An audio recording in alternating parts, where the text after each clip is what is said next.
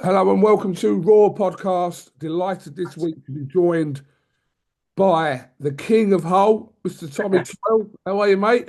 I'm all right, man. I don't know about being the king of Hull, but yeah, I'm great. It's good to see you, Kobe. You well? Yeah, all good, mate. Haven't seen you for a while, and I've been Yeah, driving you mad this week to get you on. And I know you've been in Lapland with the family. yeah. I took the kids away for 2 or 3 days, so we had a bit of fun. It was magic, mate. It was so good to see them happy. Just creating memories with the young ones. They're only young ones, right? Absolutely. How was Santa? Was he all right? It was all right, yeah. Um, I look bigger than Santa Claus now. Well, the amount of money that I know Lapland costs here, Oh my Santa wants goodness. to be all right. Oh God. Yeah, it's a few quid like, but listen, you can't take it with you, can you? Absolutely not. Absolutely not. There's two banks in this world. There's the Memory Bank and Barclays Bank. You got to make sure there's both, plenty in both. Yeah, I like that. I like that. I like that. Um, Now, Tom, obviously, before we really kind of properly start here, we're 12 days away from Christmas actually today. Tell us what you're doing tomorrow. Tomorrow we've got our big Christmas in the community giveaway. So we've done it for 5 years now, and basically it's just a day where parents can come and get a bit of magic and make it happen for the kids if they're struggling to get presents or fill the cupboards. They can come to our facilities and get what they need to make it happen for the kids, because do you know what, no young kid should go without a Christmas, not when they're looking left and right and looking at social media and seeing all the pals and people getting everything they want.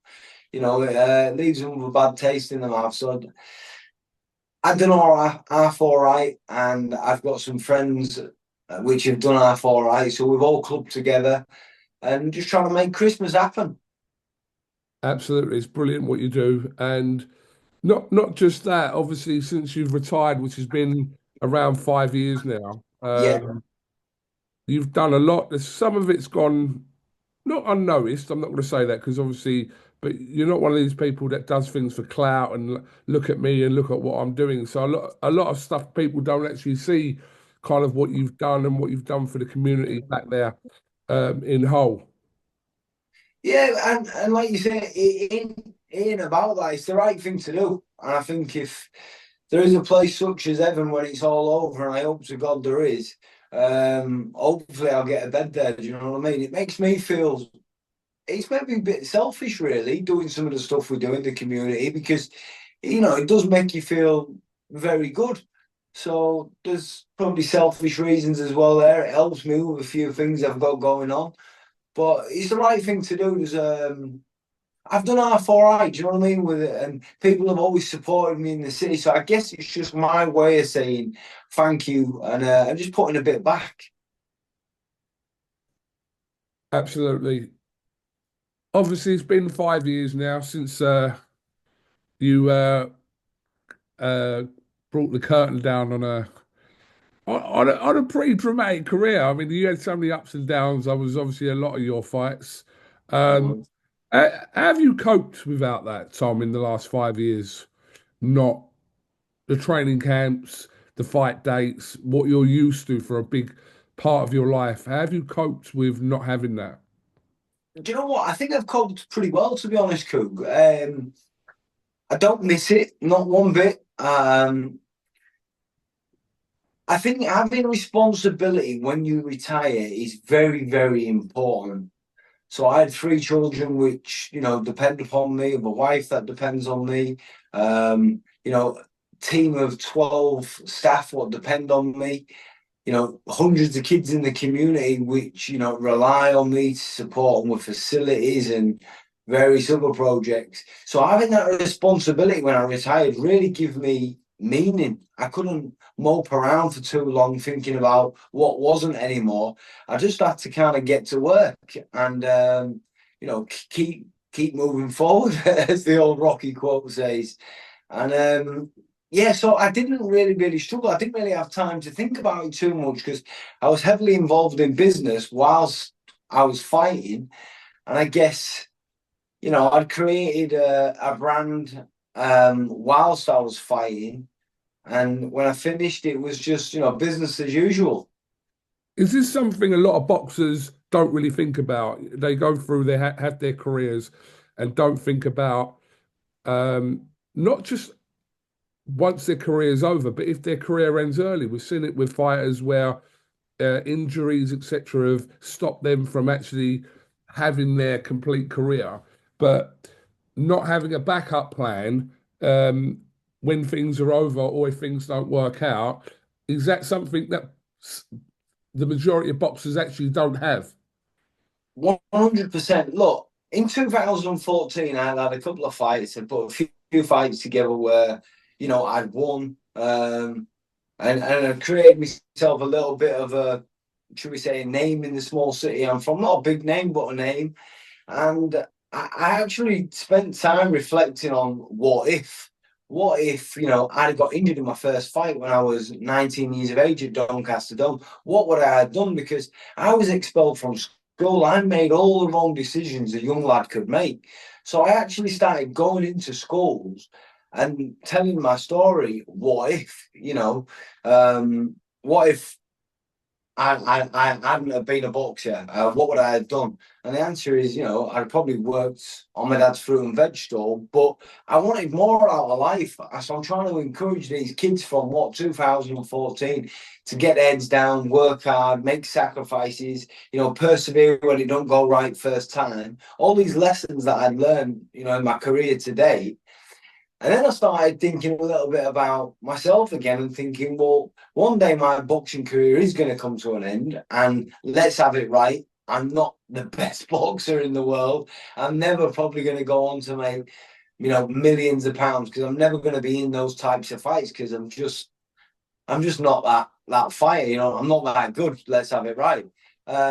So I started invested in business and I created a wellbeing program, which was about trying to get the employees of some of the big blue chip companies in Hull um, working smarter rather than harder, performing, trying to reduce absence and sickness.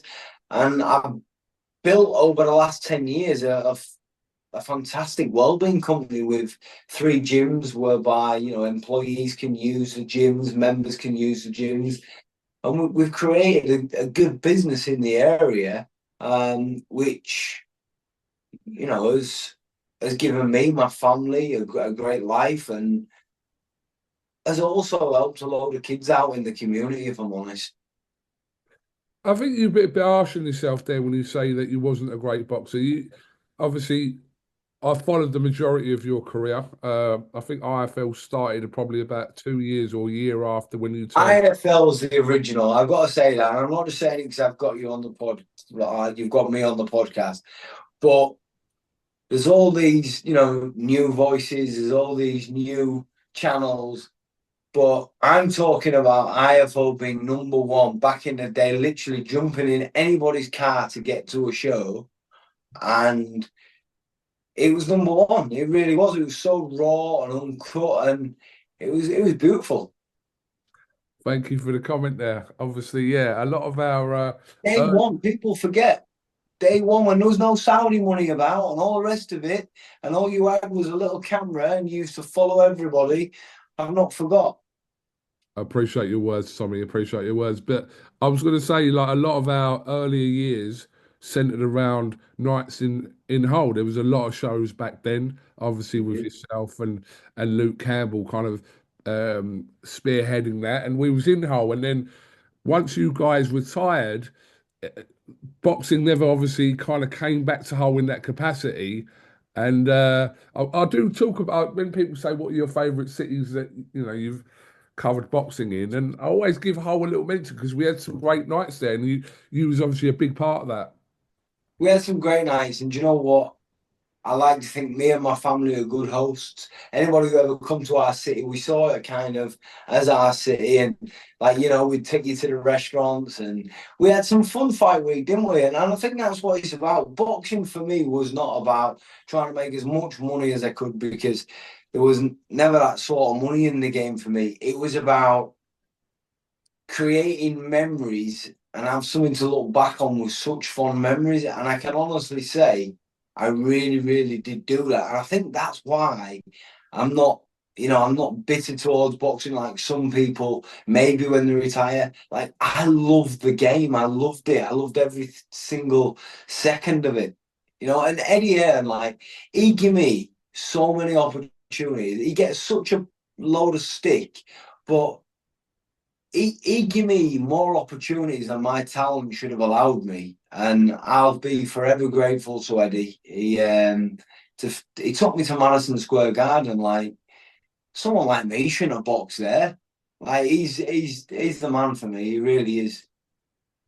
I felt like with where the area where you're from, I felt like it needed a Tommy Coyle, and it needed a Luke Campbell. I think you two obviously had your rivalry, you had your fight, etc. But he's Yeah, the one that was meant to do everything. Luke Campbell had the gold medal, etc., and a bit of a yeah.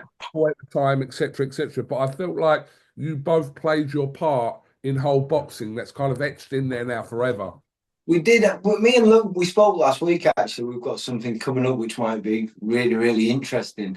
We spoke last week, and if it hadn't been for Luke Campbell winning a gold medal, there would be no boxing in Hull, and I'm very, very grateful for that. It gave me a platform, which allowed me to, flourish on, and I'm very, very grateful for it. He was the poster boy, the golden boy, the good-looking, pugilistic, stylish boxer, and I was just the kid off the estate, what would come and have a tear up in a stadium. And at the end of the day, I think it's the entertainment business. People want to be entertained, and that was the role I played, or whether. Coach, sorry, I lost you there. Go on, I got you back. I got you back. Yeah, look, Yeah, that was the role I played. Just the slugger, and entertain.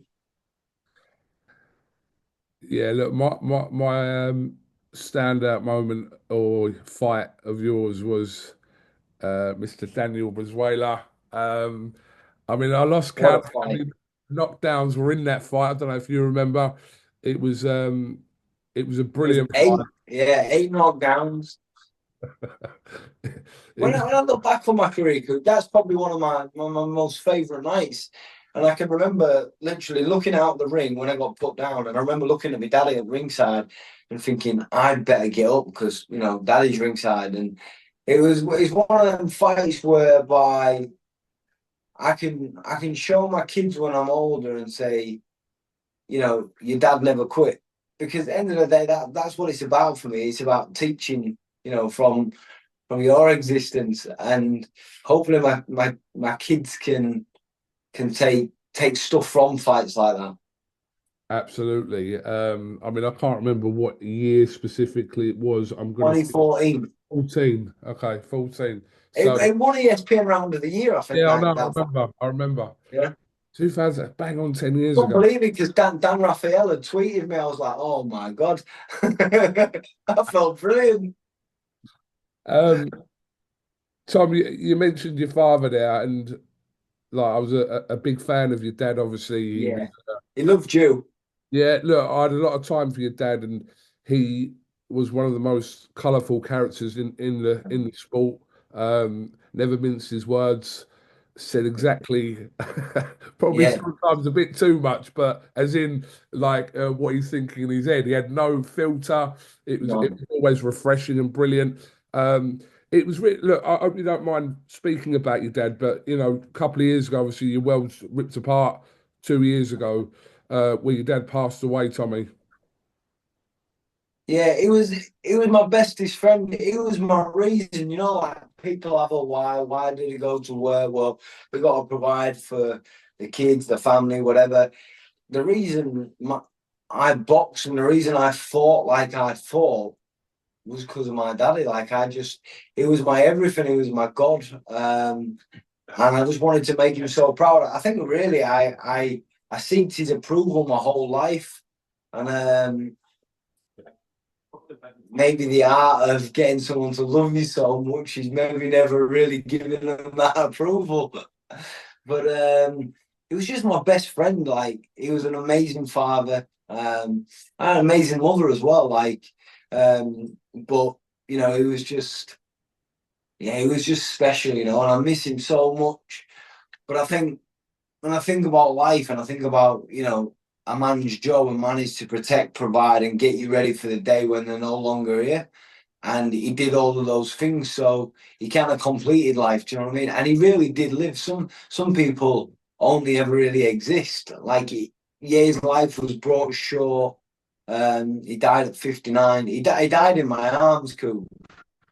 You know, he died at my house on my drive. He died in my arms. My wife tried to resuscitate him. I tried. You know, and he died right there in front of me. But he died at my house. You know, he died spending his final hours with his four sons who he loved so much.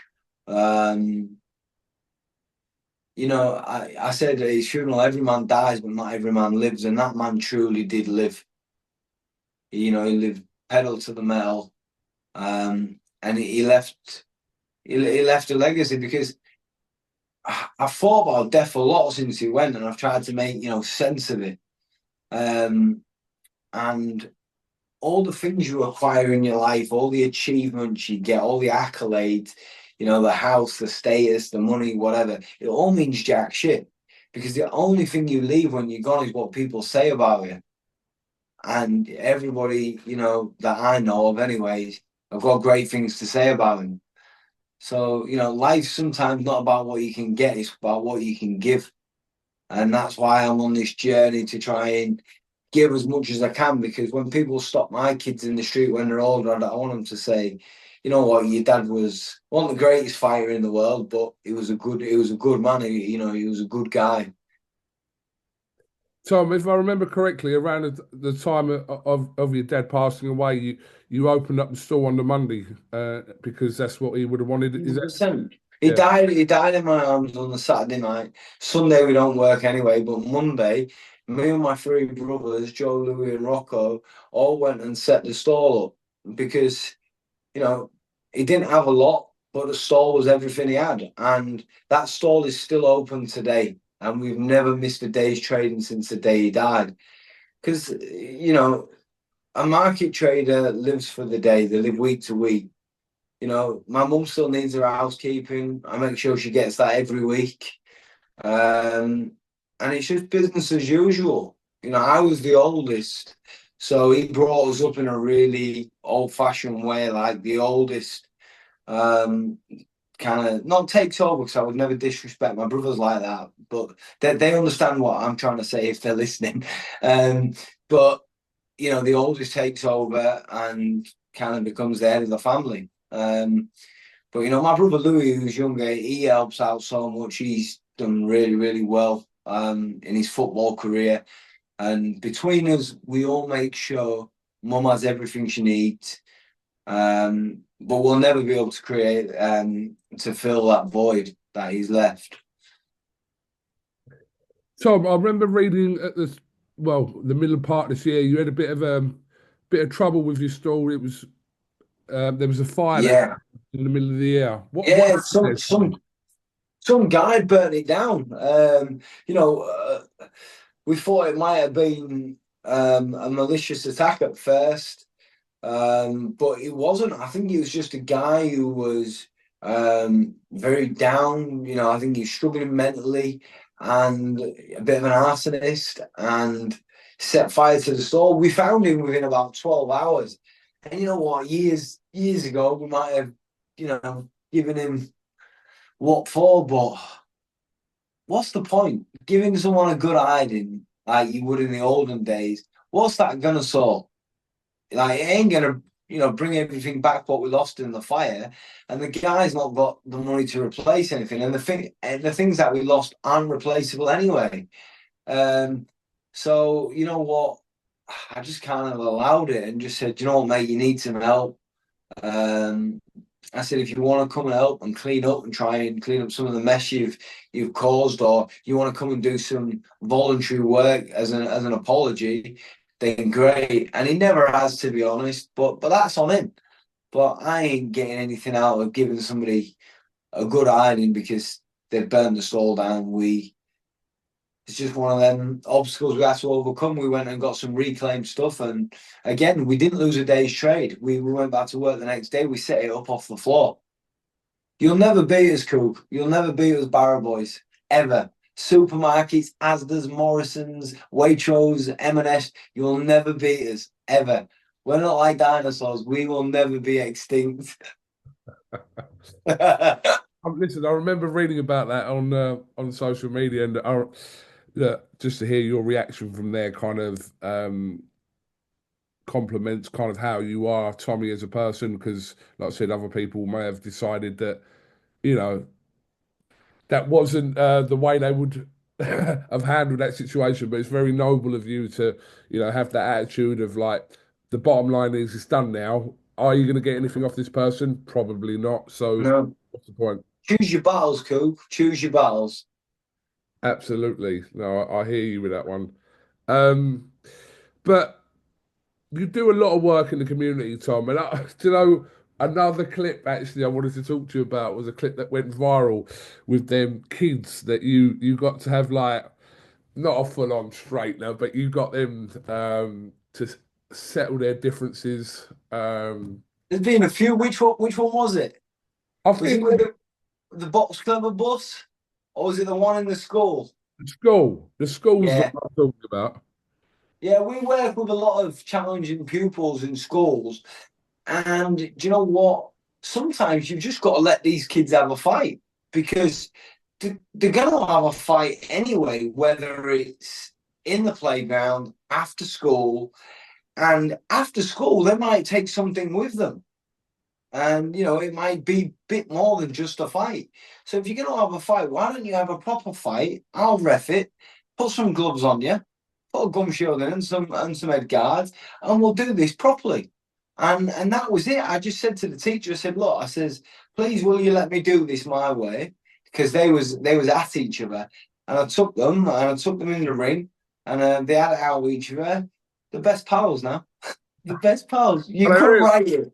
Yeah, honest to God, they get on because you know when you can learn a lot about somebody inside 3 minutes in the boxing ring, and they've got that mutual respect for each other now because it was done in a controlled environment.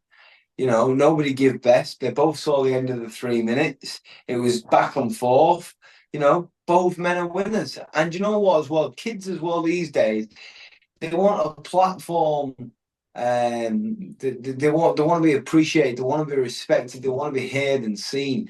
And that was all we really did for them in front of the whole school. So they was like the coolest guys in school for the next few weeks. And we prevented them from probably going on and having a turf war outside.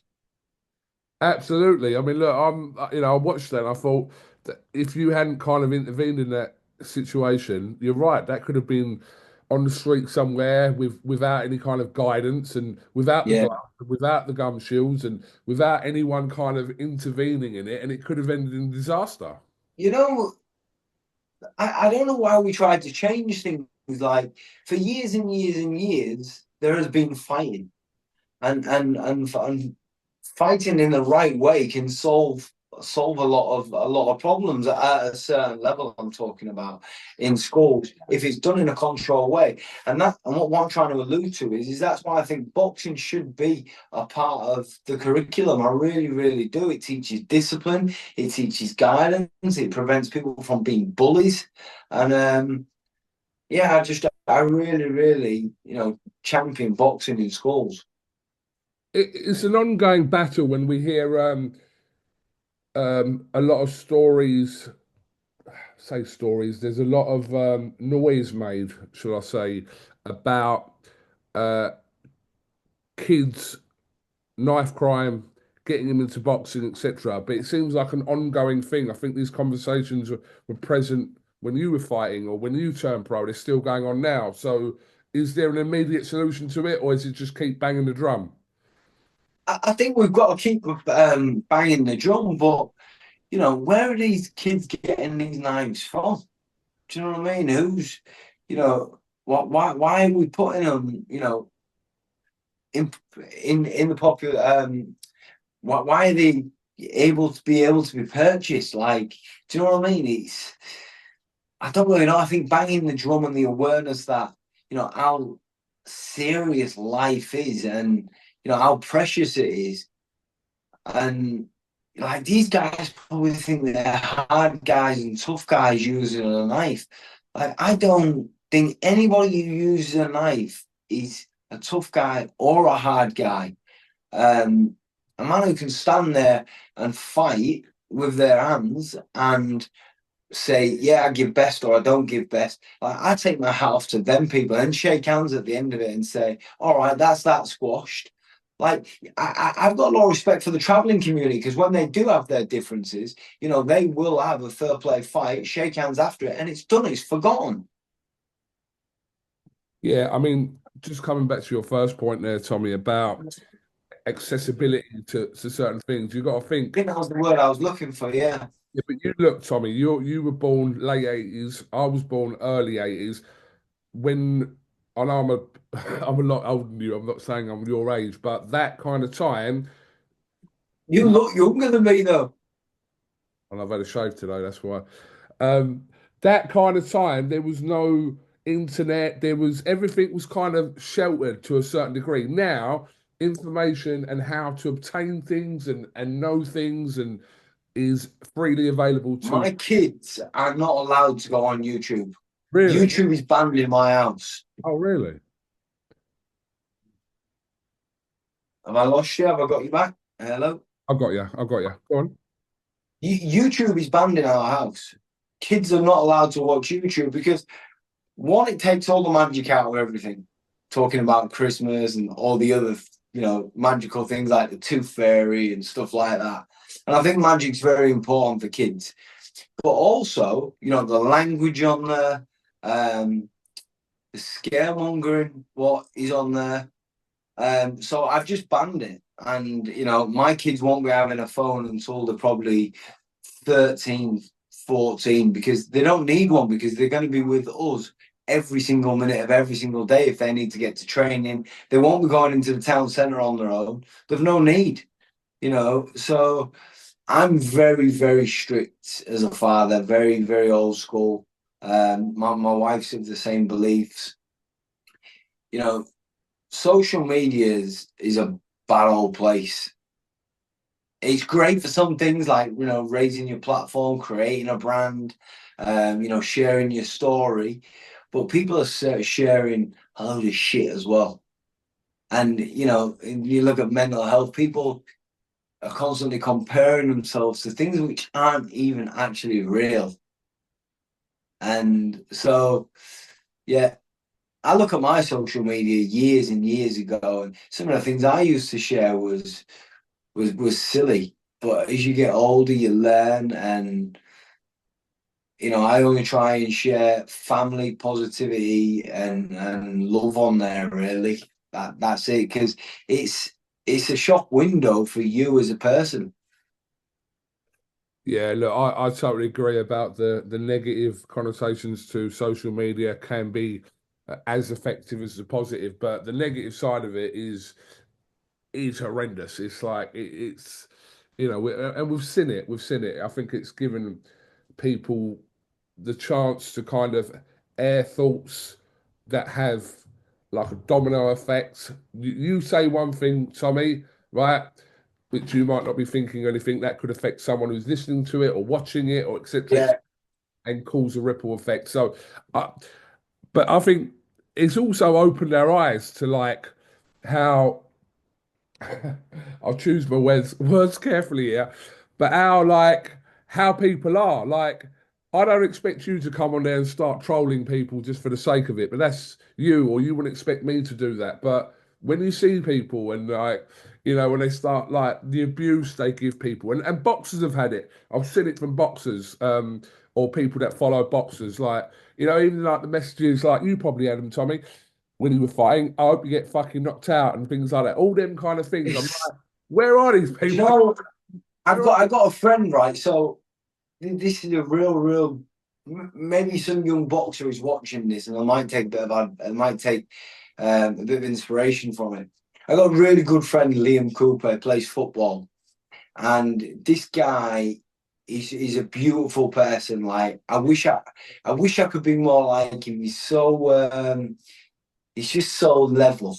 All right, like, and he was this one time, and I was searching what people were saying about my younger brother Louis, because he was getting so much stick on Twitter. But I I now know how my dad felt all them years ago when I used to get stick, because I was getting so upset and so angry that these people would say such bad things about him. And I was out with Liam, and he's playing like the Premiership for Leeds. And what are you doing? Wasting your time. Because you could see what I was doing on my phone. I said, you know, these people drive me mad what they're saying about Louis. He went, let me ask you something. So I went, go on. He went, do you like everybody? I went, well, no, not really. He went, well, why should everybody like you or like Louis then? And I was like, wow, I never really thought of it. He says, who cares? He says, not everybody's going to love you. Not everybody's going to like you. He said, and if they've got something to say about you, you obviously have some relevance. He said, take it as a compliment. And it really opened my eyes, and I thought, wow, yeah, like, I don't like everybody. But, I mean, there's not many people I don't like. But, you know, I don't particularly like everyone. Why does everybody have to like me? Because some people, and again, post certain things on social media because they want everybody to love them. Of Do you know what course, I'm trying to say? yeah. Self-endorsement. That's, you know, like, Yeah, yeah. yeah. And But he's a really level-headed guy, and I took a lot from it.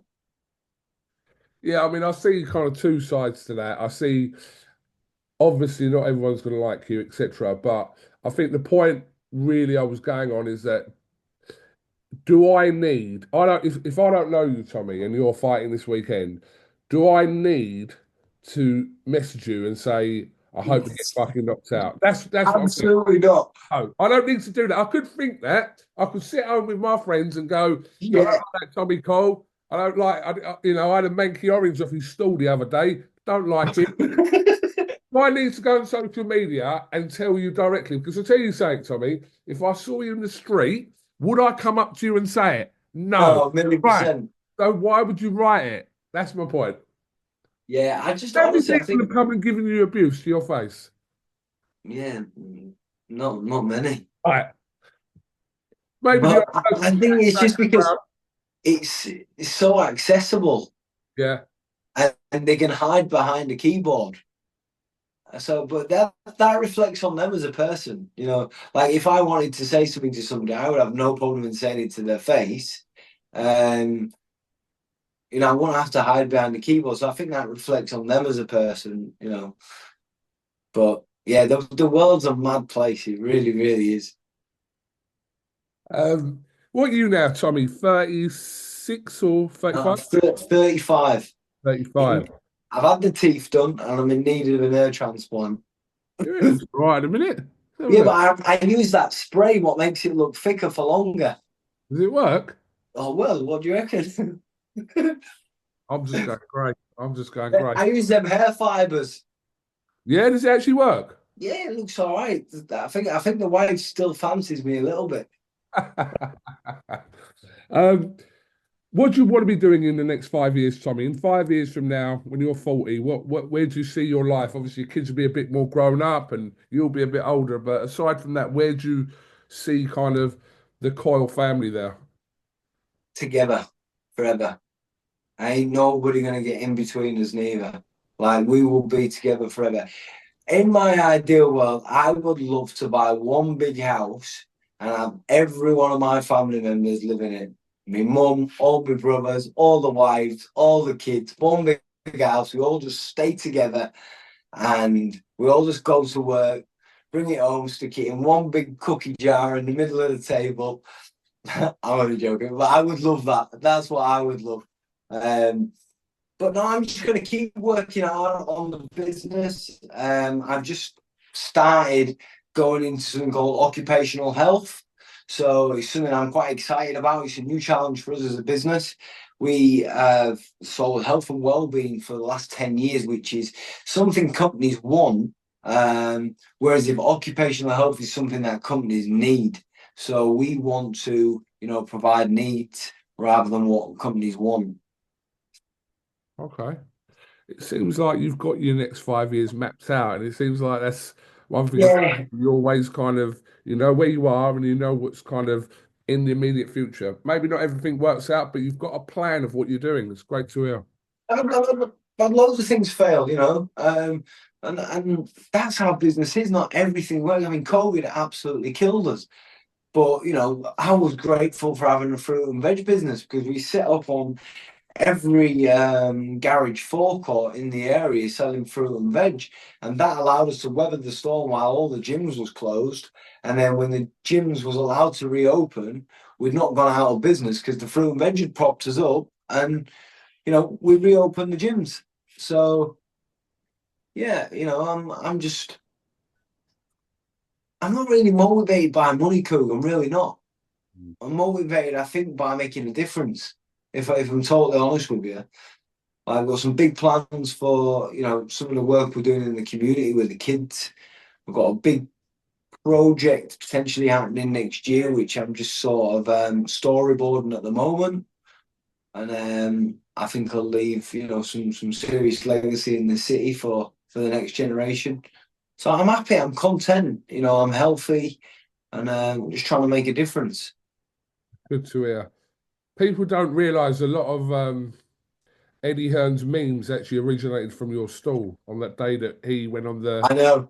the market. Yeah, I remember because I filmed it obviously, and a lot of them quotes that came from that day where he was. I think he did a little skit. I was like, "What you done? 20 minutes of what?" You, my darling, are different gravy. That's from your stall. That was originating Hull. If anyone didn't Yeah, know, yeah, you my yeah, darling no. headband. But Your when you think about Eddie, like Eddie helped us in terms of business because like he kind of give that fruit and veg stall like a theatre, if you like, by coming down to it, and we sold the tickets from there. And yeah, like I said, I've got so much time for Eddie as a man. I know he don't get everybody's vote all the time, but he's a fair man, a very fair man. I've got to mention your relationship before we finish as well with Jamie Moore. You had a great relationship in your career with Jamie, didn't you? I did, yeah. Him and Nigel, Nigel as Nigel's well, yes. what a beautiful man Nigel is. Him and Jamie, they're both very, very good men. They drove to my house 2 days after my dad passed away just because, I was in a bad spot, and again offered me great advice. They said, grief is the price you pay for love. And I've never forgot it. They're always there in times when times have been hard. And I think Jamie saved me, in that last fight. He always had my best interest at heart. Um, so yeah, I've got a lot to thank Jamie and Nigel for. Steve Wood as well. He was a good manager. I was lucky. I had some good people around me when I was boxing who knew how to get the best out of me. Well, listen, Tommy, much appreciate your time. It's a little trip down memory lane that was actually. Yeah, I enjoyed it. Do you know what, Coog, as well? It was nice that you actually got in touch with me to ask me if I'd do it. You've not forgot also, so thank you. No, not a problem, not a problem whatsoever. I just don't see you everywhere, Tommy. Certain people, obviously, I see in and around the scene. I don't remember the last time I actually saw you in person. So we Yeah, we did this over Zoom today, which isn't always ideal. But yeah, I I'm don't. just so busy with work. Like I get up at 4 o'clock in the morning, I go to the market, I buy my dad's fruit and veg. take it to the fruit stall. We set the fruit and veg stall up. I go to the gym. I work out. I see the team at the gym, do bits and bobs there. And then as soon as I finish there at 9:30, I'm in schools during the day, or I'm in meetings for the well-being. You know, I'm just so bloody busy. And then I get to a weekend and the kids have got football and, you know, just doing the dad thing. Yeah, listen, obviously I'm at a boxing show every week, and I suppose after a long week like that and kind of almost routine there, you know, you kind of give up boxing 5 years ago. So the last thing you want to be doing is going to like a show, I suppose. Yeah. I'm assuming that. So, all right, cool. Well, Merry Christmas, mate. Have a wicked time over the Christmas period. No problem. Tommy Coyle, thank you very much for coming on to Raw Podcast. And guys, thank you very much for listening. We will be back next week. Make sure you comment, like, and subscribe. We are out. See you later, guys. Thank you.